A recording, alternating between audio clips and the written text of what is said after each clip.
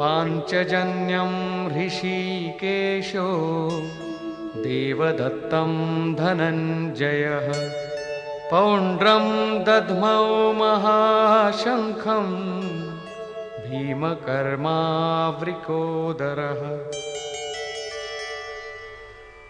ऋषिकेशः, जो हृदय के सर्वस्व ज्ञाता है, उन कृष्ण ने 5 जन्य शंख बजाया। पांचों ज्ञानेंद्रियों को पंच तन्मात्राओं शब्द, स्पर्श, रूप, रस, गंध के रसों से समेटकर अपने जन भक्त की श्रेणी में ढालने की घोषणा की। विकराल रूप से बहकती हुई इंद्रियों को समेटकर उन्हें अपने सेवक की श्रेणी में खड़ा कर देना हृदय से प्रेरक सद्गुरु की देन है। श्री कृष्ण एक योगेश्वर सद्गुरु थे। शिष्यस्ते हम, भगवन मैं आपका शिष्य हूं। बाह्य विषय वस्तुओं को छोड़कर ध्यान में इष्ट के अतिरिक्त दूसरा न देखें, दूसरा न सुने, न दूसरे का स्पर्श करें। ये सद्गुरु के अनुभव संचार पर निर्भर करता है। देवदत्तम धनंजय, दैवी संपत्ति को अधीन करने वाला अनुराग ही अर्जुन है। इष्ट के अनुरूप लगाव, जिसमें विरह, वैराग्य, अश्रुपात हो। गदगद गिरा नयन बह नीरा, रोमांच हो। इष्ट के अतिरिक्त अन्य विषय वस्तु का लेश मात्र टकराव न होने पाए, उसी को अनुराग कहते हैं।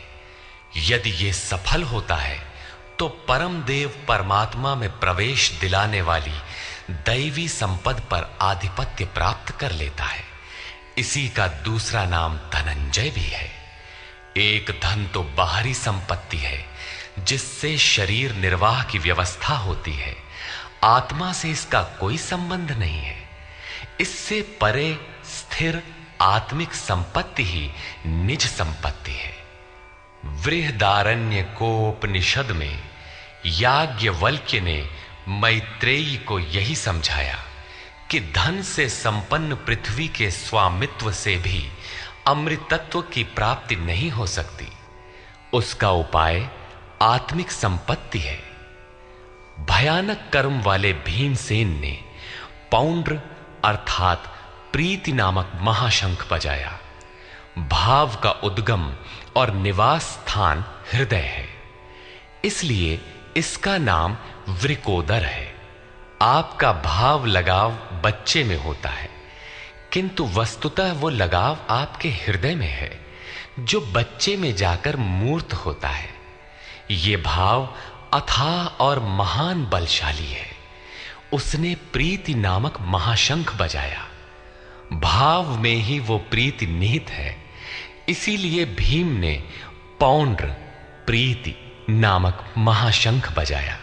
भाव महान बलवान है, किंतु प्रीति संचार के माध्यम से। हरि व्यापक सर्वत्र समाना, प्रेम ते प्रकट हो ही मैं जाना।